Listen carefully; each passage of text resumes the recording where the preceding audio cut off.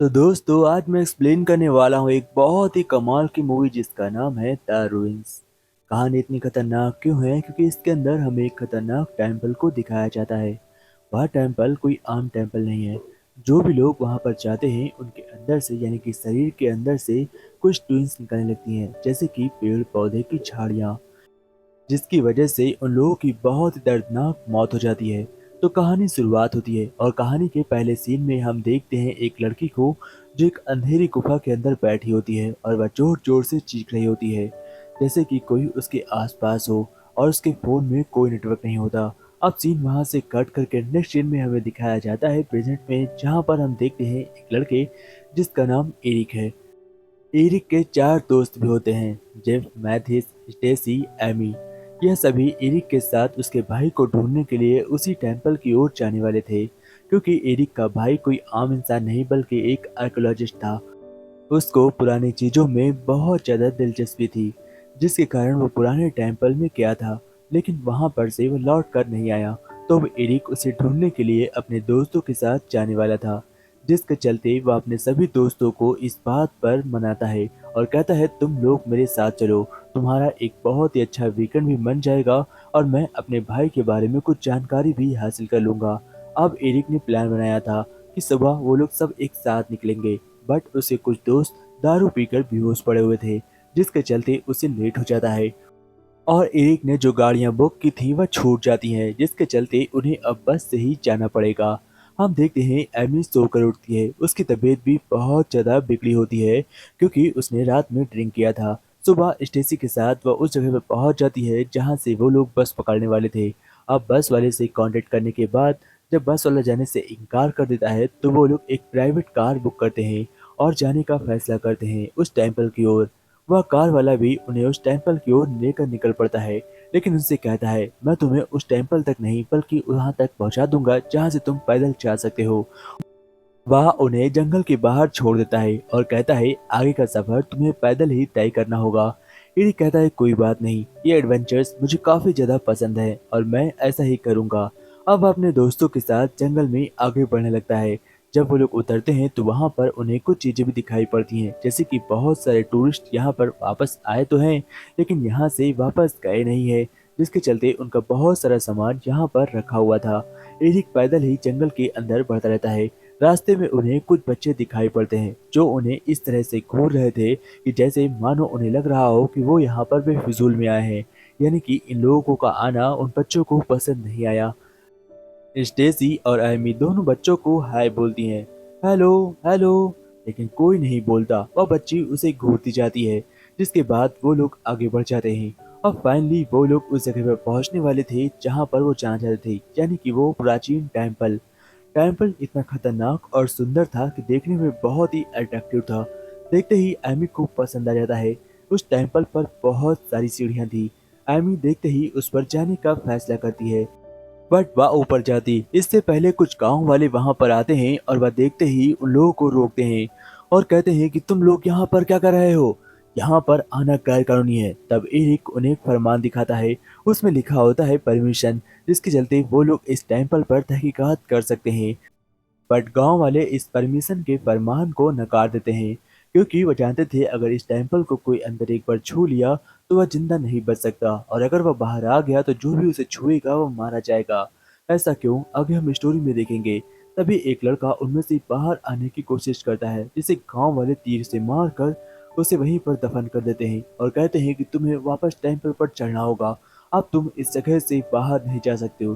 गांव वाले टेम्पल को हर तरफ से घेर लेते हैं। उनके पास हथियार, तीर, धनुष और बहुत सारी कंस भी थी, जिसके चलते वो घबरा जाते हैं। एरिक अपने बाकी दोस्तों को लेकर ऊपर चढ़ जाता है और कहता है कि अब हमें नीचे नहीं जाना है, जिसके चलते सब काफी ज्यादा घबरा जाते हैं क्योंकि उनका अभी अभी एक दोस्त मारा गया है। फिर वो लोग इस टेम्पल के चारों ओर घूमने लगते हैं और इस टेम्पल की अच्छी तरीके से तहकीकात करते हैं, लेकिन इसके बावजूद इन्हें कुछ भी पता नहीं चलता। एरिक दूर खड़ा होता है और सभी लोग उसी की ओर आशा लगाकर बैठे होते हैं कि एरिक ने कुछ तो प्लान बनाया होगा कि अगर वो लोग यहाँ पर फंस गए तो वो लोग यहाँ से बाहर कैसे निकलेंगे। बट एरिक ने इतना कुछ नहीं सोचा था। उसने सोचा था कि वो टेम्पल पर आएगा, तहकीकात करेगा, अपने भाइयों के बारे में कुछ तहकीकात से पता लगाएगा और चुपचाप यहाँ से निकल जाएगा। बट सिचुएशन बहुत ज़्यादा टफ थी। तभी हम देखते हैं उनमें से एक दोस्त जिसका नाम मैथ्यू है, वह बुरी तरीके से उस कुएं में गिर जाता है जो कि टेम्पल के बीचों बीच बना हुआ था। जिसके बाद एरिक और मैथ्यूस फैसला करते हैं कि उसे किसी तरीके से बाहर निकाला जाए। बट रस्सियां कमजोर थी, इसीलिए वो लोग स्टेसी को नीचे भेजते हैं ताकि वह मैथ्यू को ऊपर लेकर आए। स्टेसी रस्सी पकड़कर नीचे जाती है। वह बहुत ज्यादा घबराई हुई थी। उसके पास एक लालटेन था, उसकी मदद से वह नीचे पहुंचती है और मैथ्यू को देखती है। उसके दोनों टांग टूट चुकी थी क्योंकि इसकी ऊंचाई बहुत ज्यादा थी, जिसकी वजह से अब वो उसे अकेले बाहर नहीं निकाल सकती थी। उसे किसी की मदद चाहिए होती। अब इसलिए स्टेसी ऊपर आवाज लगाती है और कहती है कि मुझे एक और लोग की जरूरत है। नीचे 2 लोग रहेंगे तो आसानी से हम मैथ्यू को बाहर निकाल लेंगे। बट इनमें से अगर कोई लड़का नीचे चला गया तो 2 लोगों को खींचना इम्पॉसिबल होगा। जिसके बाद एरिक फैसला करता है कि वह एमी को नीचे भेजेगा और एरिक और मैथ्यूस मिलकर ऊपर उन्हें खींच लेंगे। लेकिन एरिक बीच में एमी को भेजता है और कहता है चलो हम नीचे जाकर हेल्प मांगते हैं। नीचे एमी और एरिक खड़े होते हैं, दोनों गांव वाले की ओर निहार रहे होते हैं और रो रो कर कहते हैं प्लीज हमें बचा लो, हमारा दोस्त नीचे गिर गया है, प्लीज हमें बचा लो। बट गांव वाले उनकी ओर बिल्कुल नहीं निहारते। वह उनसे कहते हैं कि तुम वापस लौट जाओ वरना हम तुम्हें जान से मार देंगे। यह धमकी सुनकर एमी का खोपड़ी बिगड़ जाता है और वह उन सभी की ओर देखता है और चिल्लाकर कहती है कि तुम सब पागल हो गए हो, तुम्हें बिल्कुल भी अंदाजा नहीं कि तुम कितनी बड़ी गलती कर रहे हो। लेकिन गांव वाले बिल्कुल भी नहीं घबराते। वह एमी से कहते हैं ऊपर जाओ।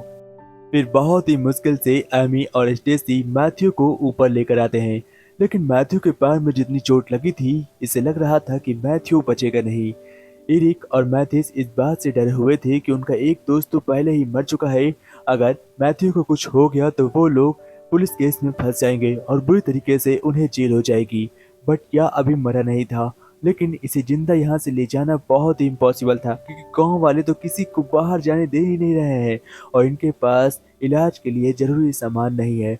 जिसके कारण वो लोग इसके बारों में बेल्ट से बांध देते हैं ताकि उसके खून को रोका जा सके और उसे काफी दर्द भी होता है। लेकिन मैथ्यू कहता है कि तुम लोग यहाँ से कब निकलोगे। मैथ्यू उनसे बार बार पूछ रहा होता है।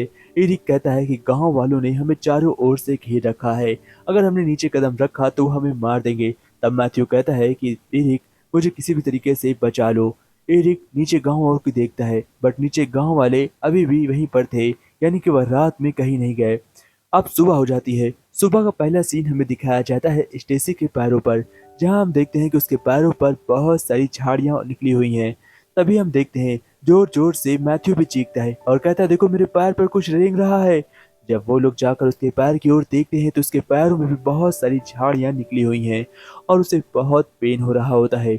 वह जोर जोर से मदद मांगता है और एरिक से कहता है कि प्लीज एरिक मुझे बचा लो वरना मैं मर जाऊंगा। एरिक कहता है दोस्त तुम फिक्र मत करो, मैं तुम्हारे साथ हूँ, मैं तुम्हें कुछ भी नहीं होने दूंगा और उसे हौसला देता है। अब फिर से हम देखते हैं कि उसी गुफा के अंदर से यानी कि सॉरी उस कुआं के अंदर से बहुत ही जोर जोर से आवाज आ रही थी और वह कोई आम आवाज नहीं बल्कि एक रिंग फोन यानी कि एक फोन की आवाज थी। और जब एमी और स्टेसी उस गुफा के अंदर वापस जाते हैं उस फोन को ढूंढने के लिए तो उन्हें वहां पर एक बॉडी दिखाई पड़ती है जो कि एक लेडी की थी और बुरी तरीके से घायल थी। यह वही लेडी है जो हमें स्टार्टिंग में दिखाई गई थी, जो मदद के लिए गुहार लगा रही थी बट कोई सुनने वाला नहीं था। तभी हम देखते हैं स्टेसी बहुत ही ध्यान से उन आवाजों को सुनती है और उसे पता चलता है कि वो आवाज बल्कि कोई फोन से नहीं, उन शैतानी फ्लावर से आ रही थी। वह फ्लावर इतने ज्यादा खतरनाक थे कि वह किसी की भी आवाज निकाल सकते थे और वो लोग स्टेसी और एमी को यहाँ पकड़ कर मारना चाहते थे। लेकिन इससे पहले वो लोग पकड़ते एमी और वो दोनों रस्सियां पकड़कर ऊपर आती हैं और अपने अपने कैंट में जाकर सो जाती हैं क्योंकि उन्हें पता था कि वो लोग बहुत ही बुरी हालत में फंस चुके हैं। क्योंकि गुफा के अंदर जो उन्होंने देखा उन्हें अपनी आंखों पर विश्वास नहीं हो रहा था। क्योंकि भला कोई पेड़ एक आवाज निकाल कर उन्हें जाल में फंसा सकता है और उनके सामने कितने लोगों को जिंदा मार सकता है। स्टेसी भी बहुत ज्यादा डर जाती है क्योंकि उसके शरीर से लगातार टहनियां बाहर निकल रही थी। उसे समझ में नहीं आ रहा था कि वह क्या करे, उसे कुछ भी नहीं पता था। इतनी देर में हम देखते हैं मैथ्यू एरिक को पुकारता है और कहता है प्लीज मेरे दर्द का कुछ तो उपचार करो, मेरा पैर बहुत ही ज्यादा दर्द हो रहा है, एरिक भाई मेरे भाई मुझे बचा ले मेरे भाई। अब एरिक बहुत ज्यादा इमोशनल हो जाता है और वो फैसला करता है कि वह उसके पैरों का ट्रीटमेंट करेगा।